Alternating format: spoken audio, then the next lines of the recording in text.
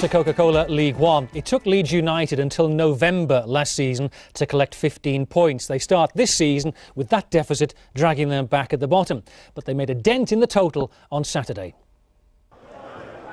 This is Prenton Park. If Leeds fans needed directions, it's understandable. They've never played a league game here.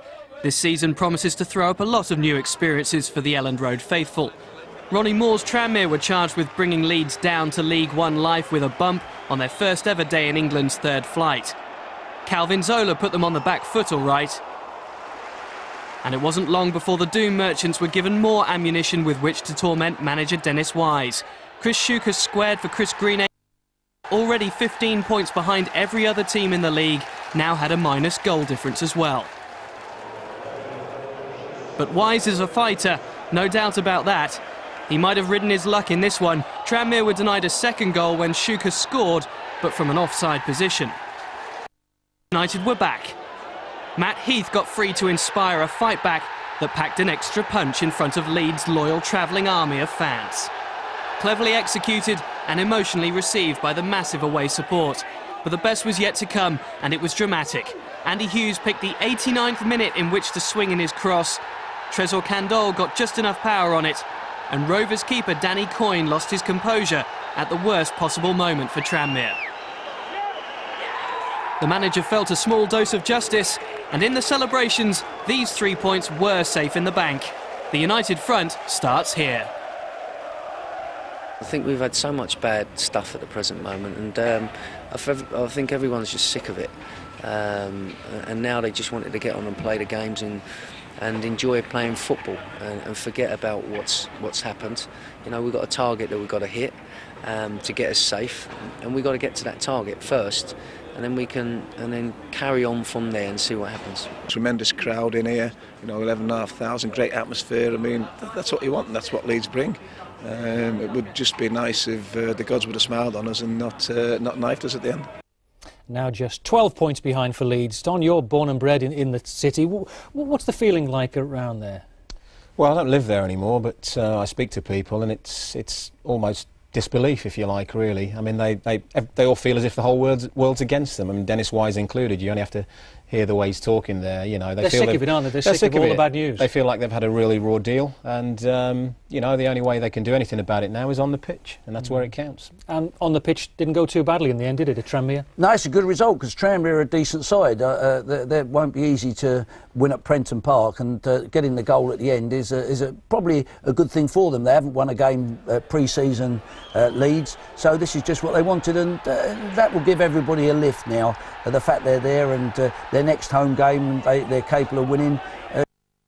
Marking or defending by Tranmere in the last minute, but it's just what Leeds wanted, and you can see the fantastic support they've got there and the elation of everybody else, and it's just the start they wanted. Just Trésor Candole scoring there. Dennis said after the game that the group had left him out last season, ignored him. This group he's got around now, the players in other words, treat him as one of them.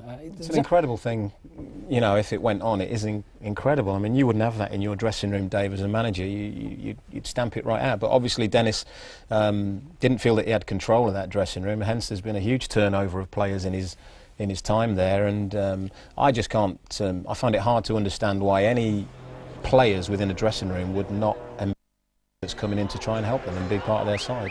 Dennis says it's now his team, which is great, and it's down to him now, but just one word of warning, Dave. They have won their opening game, Leeds, for the last 4 years.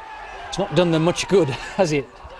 No, well, they got to the playoffs the year before, didn't they? True. I mean, I think this is a different league, and I think Leeds will be able to add 1 or 2 players to their squad as Elland Road's an intimidating place, and it's going to be a test for the players, and I can see that becoming a fortress.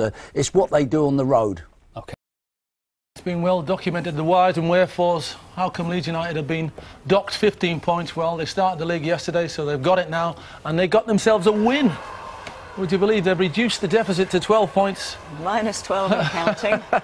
And it was Tranmere that scored first. Chris Greenacre stuck that one away from Chris Shuker's cross.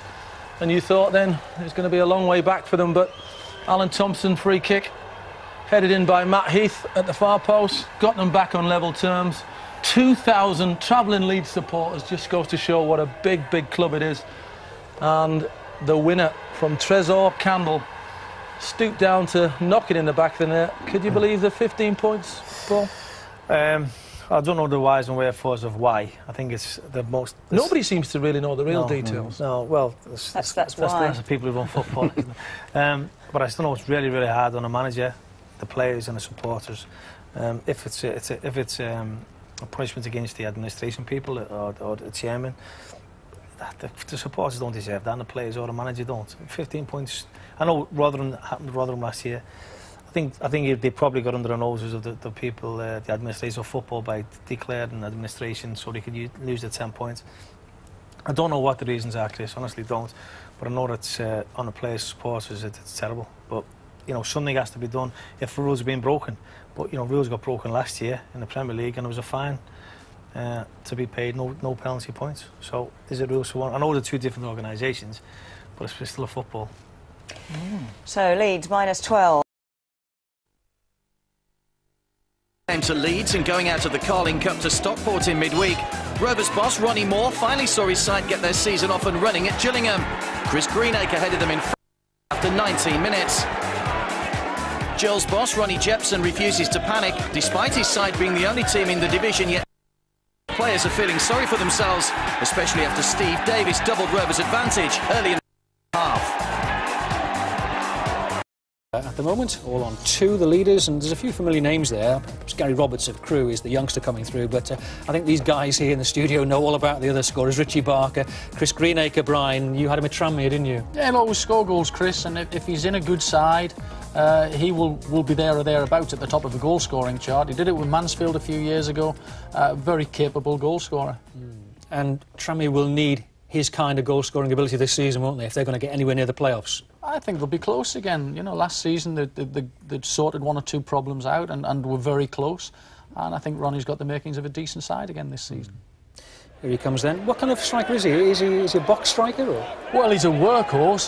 He works his socks off all over the pitch. But once he gets into positions to score, he very rarely misses. And he loves scoring goals. You know, he's one of those players every day on the training ground wants to score goals, wants to practice scoring goals, and you know, has a great attitude towards the game. So that's always refreshing to work with people like that.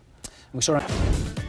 Despite the assistant referee having his flag raised, Tranmere got the advantage and took the lead against Brighton when Chris Shuker's cross picked out the scorer Chris Greenacre.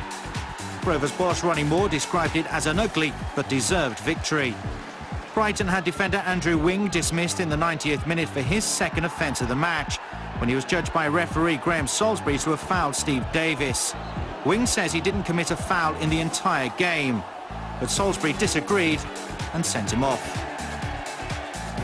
Things got worse for the Albion deep in injury time. Chris Shuker got the ball over keeper Michel Kuipers, who was in no man's land. And despite the best efforts of Sam Rents, Rovers had a 2-0 victory and will travel to Yeovil looking for a hat-trick of wins. Yeovil were denied a 3rd consecutive win by a Tranmere equaliser that came 6 minutes into added time at the end of the second half. Earlier, Marcus Stewart manufactured himself a first goal of the season to put the Glovers in front. But referee Ray Lee's stoppage time allowed Steve Davis to fire home an equaliser for Rovers that infuriated Yeovil boss Russell Slade.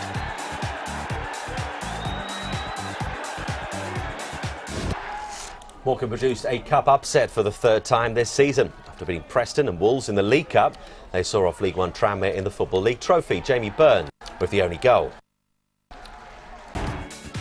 Carlisle's best start to a season in 13 years was ended abruptly by Tranmere, who now move up to 2nd.